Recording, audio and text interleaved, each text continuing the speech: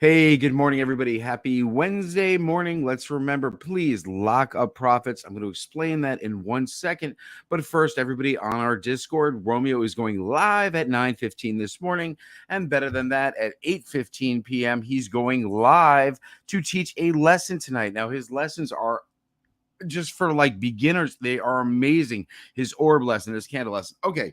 With that said, I'm going to talk about me for a minute. I want to talk about successful trades that I made because I went over all of my trades starting out this year because I can't understand why I'm not more profitable. So I went to look at which of my trades were most successful, which of my trades were the biggest failures, why they were the biggest failures, and I'm going to share that with you. Number one, I like to call the market turning around, meaning I see something happen and I think on a bigger picture, like oil and energy should be down. However, for the past 2 days, oil and energy have been skyrocketing. I got out of my XOM trade yesterday, taking a loss. So here's the thing. My winning trades versus losing trades. Hopefully you guys journal all of your trades. Winning trades 56% of the time. Losing trades 44% of the time. Well, shit. I'm certainly not crushing it like I used to anymore. Things are more difficult in this market. So again, I'm winning 56% of the time, losing 44. On my winning trades, though, my average profit margin is about 72%. On my losing trades, some people will be like, oh, 20%, 30% on losing trades. No, on losing trades, my profit loss is 44%, meaning I hold bad trades too long. So there's a lesson right there. Bad trades, I need to cut them out. And when I'm wrong, I need to say, hey, I'm wrong and get them out of my portfolio. The winning trades, we all know I have paper hands. I should be holding on to winning trades longer. But that's the thing. So on my winning trades, plus 72%. Now you do the math, right? So if I win at 56% rate, which is a little over, it's like 1.1, right? And I win at 72%, you're talking about $80 profit. And I lose a trade, I lose $44. So my profitability per every two trades is like, $40. Okay. So that's how you become a profitable trader. It's not that you trade at 100%, because here's the other lesson. And it's funny. I've got a Word doc opened here, and I started off with this week watching 400 to reject on the SPY. Monday will be important. I talk about the upsides, the downsides, and then I go into what the biggest problem is. The biggest problem is for those with small accounts. You have $100, $500, $1,000. You make a good trade. You make a second good trade, a third good trade, a fourth good trade, 5 good trades. You're crushing it that week. You started the week making $100 on Monday. You were making $1,000 by the time Friday came. Your $1,000 account is at $5,000. You go into the next week with a false sense of confidence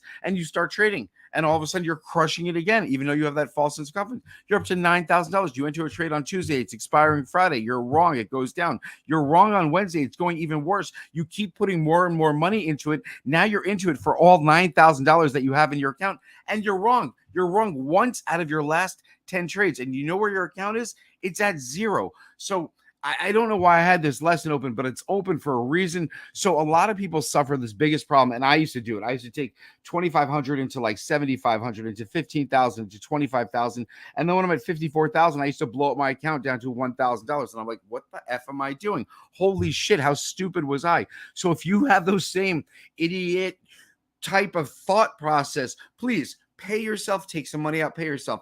Now, again, I was looking at my trades. Most successful trades for me, UVXY, the VIX trades, the SPY trades, and the Q trades, okay? When I entered TQQQ or SQQQ, not so great. So when I over leverage myself, because those are 3X bull and bear ETFs, not so great. So I guess to me, I need to be a little safer. So I tell myself, SpyQ, my worst trades were some individual stock trades that I kept fighting. I was wrong on Apple like 3 times. Guess what? I don't trade Apple anymore. It's just safer for me. Apple has my number. I don't want to trade Apple. So I understand that. Let's remember Tesla. I'm like 19-3 and like 1 draw on Tesla. So I like trading Tesla. Haven't traded Tesla in a while. Also, my largest trades or my largest returns on the year were my quickest trades.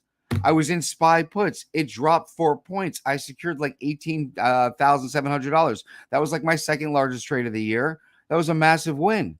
My losing trades, which late, I could talk about my snap puts for my small account, right? Snap puts. Snap was $11.50 puts that expired this Friday. I had 5 of them. They were valued at $50 each. I said I'm going to take a stop loss of 25.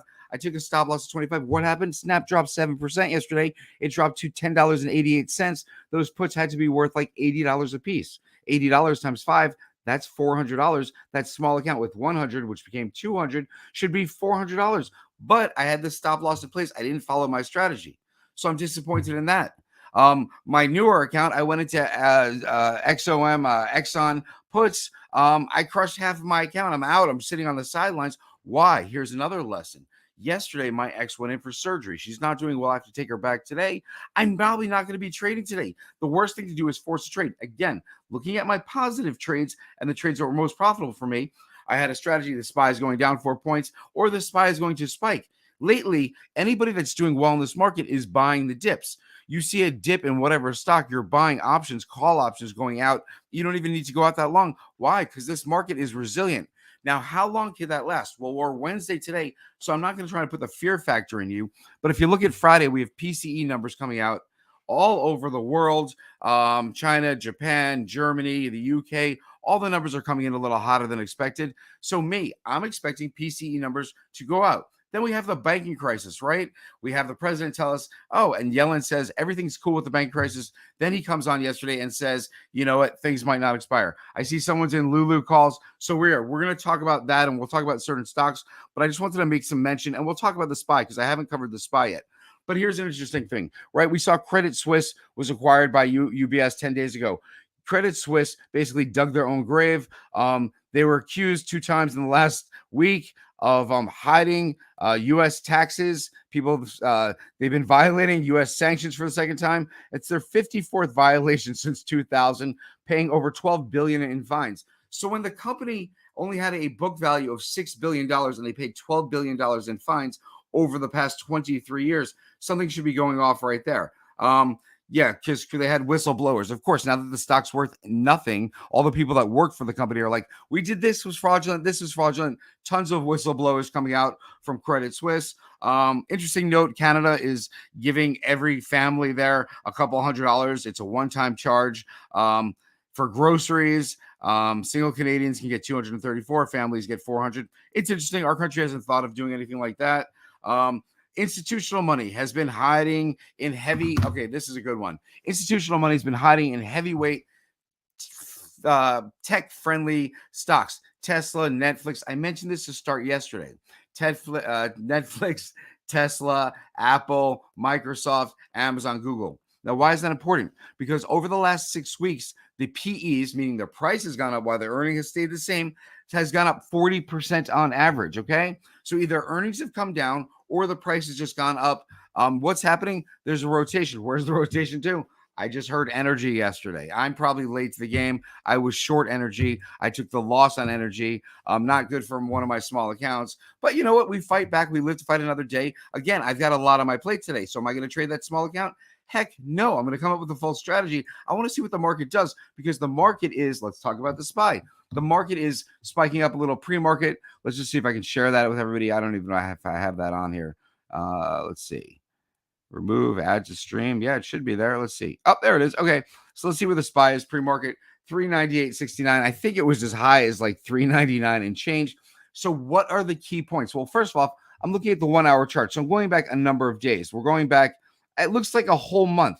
So I'm going to say, okay, if the market's here, right, pre-market 398, I say to myself, how much of that month has the market been above? Well, not very much. And then I look at the times that it was below and I look at the volume down here and I say, okay, well, where were some bounce numbers? Yeah, we obviously saw the bounce at 380. Let's look for some strong numbers of rejection. Strong number of rejection. Where is it? 399.94, right at 400, right at that psychological level. Where were they buying? Where was the strong buying? Well, we know the dip was all the way down to 390 earlier in the week. So what's likely to happen? We're likely to trade a range. So even if you're up pre-market and that's where futures are sitting right now, my strategy is, man, I'm going to sell the spike. Again, I'm not sure if I'm trading today. I've got a lot to do with the doctor and playing nurse and stuff like that. But again, I just explained. There's my theory right there. Let's do it one more time. Let's just see where the market's been trading most of the year. I mean, most of this last month. So most of the last month. Let's go back to a 2 hour chart so we can go back even longer. We'll go back a full month and a half. Okay, so a full month and a half. I want to look, okay, anytime we gap down, filled the gap, came back up again, market rejected, what was that, 407? So if the market does stay bullish, let's say for today and tomorrow, and let's say we break through the levels, and you're saying what level are we going to break through? I'm going to share that with you right now. But let's say we break higher, where could rejection be? Where could we run to? Say you get involved with calls, where would a good exit strategy be? Well, shit, it looks like it would be 407, 406.90, 406.80, something like that, 407. That would be a good exit strategy. Because remember, if the market has a bullish day today and tomorrow, it doesn't mean it's going to be bullish Wednesday, Thursday, Friday. There has to be a cap on something. All right. Now I'm just going to go back to when pre-market when I started this live stream. The other thing I said, biggest problems traders had. I explained that. So here's another problem. I said, you think NVIDIA is going down. And I wrote this weeks ago, okay? Rather than going out 4 to 6 weeks, you only go out 1 week. And NVIDIA goes from 235 to 275. Now, I must have wrote this probably 4 weeks ago. So I wish I had this open. I wish I was looking at it because it's just been sitting there. Let's say NVIDIA goes from 235 to 275 and you have no time left. That's why you go out, because a month later, the markets are down and NVIDIA is back at 240. So I'm not saying NVIDIA is going back to 240, but a lot of these times I write shit like that and it comes to fruition. So the fact that NVIDIA went from 235 to 275, I wrote that when NVIDIA was like at 235. Obviously, I didn't read it because I don't remember giving that lesson. So it just sat there probably for 6 or 8 weeks. But in that lesson, I gave my example of NVIDIA going from 235 to 275 and then back down to 240. So I'm going to watch the chip sector because a lot of times I make predictions like that and I'm thinking about one thing might have been the chip sector that day and it comes to fruition and it's right and I forget about it. So that's another big flaw. We forget about trades that we think about. We're watching our phones and we're like, oh, yeah. Oh, Ford looks good. Oh, coin looks good. Oh, Bitcoin is spiking. Let me get into some coin options or something like that. And then you go back and you're like, oh my God, coin's through the roof, but you forgot to make the play. So please take notes. I'm old school. Same way I told you to trade, journal your trades. All right. So let's talk about the SPY today. I just had it up again. We're sitting at pre-market 398.73. Okay. So what am I going to do? Well, first thing I'm going to do is I'm going to remove and stop sharing my screen with that. I'm going to bring up Discord. Why? Because I need to see the dark pool levels. If you don't know about dark pool trading, understand over 50% of daily trading activity, 50%, over 50% happens in the dark pool. And it happens for all of your stocks. Every single stock has dark pool, whether it's Tesla, Google. So you're seeing half of the action that you should be seeing in these stocks. So what am I going to do? Okay, I'm going over to Discord. I'm going to go over to the flows and algos room, which I'm in, obviously. Somebody was looking at the flow for AMD yesterday. So let's just go over how would you use this? Well, you see call premiums are up here, put premiums are here, and they're dropping while the price seems to be rebounding. You look at the flows ever since we had a price right around here, and we're not much higher. We're only about 50 cents higher. They've been buying. Yes, volume's light. It's not as strong as it was down here, but understand, what do they know? Well, the put premiums dropped. The stock price dropped. It was a perfect entry time. Anytime you're here and you're seeing something like this, great entry time. As it crosses over zero, I might stay away. Why? Because most of this time, AMD has been under. So again, I wouldn't be bullish on AMD. That helps me figure out, I wouldn't be bearish either. That's the thing, okay? You don't have to be bullish. You don't have to be bearish. So what am I going to do? I'm going to go here and I'm going to type in dark pool levels. And we'll talk about the SPY first because the SPY is basically the S&P. The S&P is basically the market. So let's blow it up nice and big. Make sure you guys can see it with me. You can. And we'll go back and look at the levels. So I spoke about the $400 level. Understand the $400 dark pool level is now $399.17, okay? Above that, 401, you see a ghost zone. What is a ghost zone? It means very light volume. So you're seeing under a billion. Meanwhile, these numbers are 15, 19, 22, 38 billion. Remember where we were earlier in this week? 392. Why did I think we were going to bounce off 392? It was 52 then. 392.50, I said, because we're at 38 billion. So there's a ton of inflow. So this is showing you where market support is. Well, where could rejection be? Well, rejection can certainly be 399.17. However, if we break through, again, I'm a bear. What can I do? But I'm trying not to trade this market with emotion. It's much better when you're a bear and the market goes down, or I'm a bull. If I had reason to be bullish, I'd be loving this freaking market, man. I'd be bullish. Everything gets bought up and I see it. I'm like, yeah, well, how can you not be buying? That should be my attitude, but I can't with all these bank closures, with Ukraine and Russia war, with China and the U.S. relations, struggling. They haven't struggled like this year, not to mention U.S.-Russia relations, not to mention most of the world after the pandemic is in trouble and GDP is getting hurt and inflation's through the roof. I mean, what the fuck is the market doing going higher? It just doesn't make sense. So rather than fight it, sometimes I'd rather be on the sidelines. I'd rather look for a day trade. Again, if I'm going to look for a day trade today on the SPY, I'm going to look at that 399.17 level. If we break through there and the market's bullish today, then I know 401.36 is not a level. So again, if I am trading today and if I want to be extremely dangerous and crazy, but ride the wave, I'm going to be bullish. We break that 399.17. Well, I know we're going to 401.50. If we go to 401.50, I already said the dark pool level is so small that we'll probably go to 402.50. And again, if we ride well today, we might ride well tomorrow. And if we ride well tomorrow, then you're talking about 407. Now, your bear case scenario is, well, there wasn't much activity yesterday in the markets. In fact, the market volume was extremely light yesterday. And anything can happen on light days. So if they want to push the market pre-market, I'm looking at the SPY right now, pre-market at 398.69. It was as high as 399.50. If they want to hit that next rejection level and it does reject, then I'm going to say, okay, great. I got my first level. My first level is 399.17 is going to reject. Where is my second level? Well, if we drop from 399.17, we're likely to either find support or reject 397 flat. And again, it could be plus or minus 20 cents. But then you say to yourself, okay, 397. If we drop past 397, then we're going to find support at 395. So my bear case scenario is, okay, we shoot up to almost 400. We reject 400, which we've seen a bunch of times. Okay. And then we end up going our way down to 395 flat. So again, there's one strategy. Bear case scenario. Up to 400, reject, go down to 395. That's 5 points down on the SPY. I'm going to go 0 days till expiration. Puts, yeah, live dangerously, more dangerously. For me, I'm not blowing up my account. I'm not throwing 10, 20, 30,000 like some of these people on Twitter, or at least they claim to. But I'll buy 8 contracts. Maybe I'll buy 4 more if needed. Remember, I dip my toe into it first, 4 second, whatever I'm bidding. If I'm going to bid $1.30 a contract, I'm going to underbid myself by 11% because that's how much I generally miss by. So instead of putting in $1.30 and the account is at the actions bid ask is like $1.34, I'm going to say I would pay $1.30, but you know what? I missed by 10%.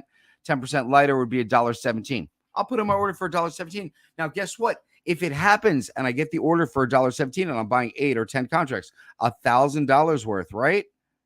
I just saved myself 11%. Instead of starting out, because I got it at $1.17, instead of starting out down 13%, 12%, 11%, I'm going to start out $1.17 and I still like my position. Now I say, well, what position do I want to sell it? Okay, I'm putting in $1,000. My risk reward, my downside might be 30%. I want my upside to be at least 2 times my downside. So I'm going to look for a 60% exit strategy. I take $1.17, I multiply it by 60%, and I say, okay, my exit strategy will be about, I'm going to make about $68 for this contract, so $1.17, $68, $1.85. So I say my exit is going to be $1.05. So as soon as I get notified that I bought the contract, I'm putting in to sell at $1.85. Yes, I can make more money, but or less money, but I'm happy with 60%. If my ratio is 2-to-1, and that's what I want to take profit on without stressing about it. So every time you enter into a contract, as soon as you enter and you buy one contract, you should have 2 thought processes. Number 1, it goes down 40%. I'm going to buy a second contract. Some people like to do that. I like to do that. Number 2, you say, okay, my exit strategy is here. I'm happy to secure profit. Okay. So let's go into some questions, comments. Hey, Matt, thanks for smoking. Follow my honest about my mistakes. Yeah. I suck this week. I mean, I like to think I'm like a great trader, and I'm not a great trader because my timing sucks and I'm generally early with my thought process. However, I had a small account that would have been $400 if I just held. Instead, I was like, no, let me get out, stop loss, be safe, blah, blah, blah. And then snap drops 7.5%. Now, my strategy never changed on that one. My strategy was they're buying it up thinking TikTok is going to be banned. We're thinking about World War III. Last thing the government's going to act on is TikTok. And I'm not a believer that Meta and Snap and Pinterest are all going to shoot up. I've used Pinterest. Man, it sucks. I don't even use Snapchat. Okay, let's go to next question, comment. Yeah. In the 3:30 calls for Lulu expiring next week, can you see this continuing? What do I like to do? I like to sell earnings spikes. If you're getting, and I call this a gift, you're in Lulu calls and you were looking to make X%. I don't even know. But I'm telling you, Lulu being where it is this morning, up 16%, 373.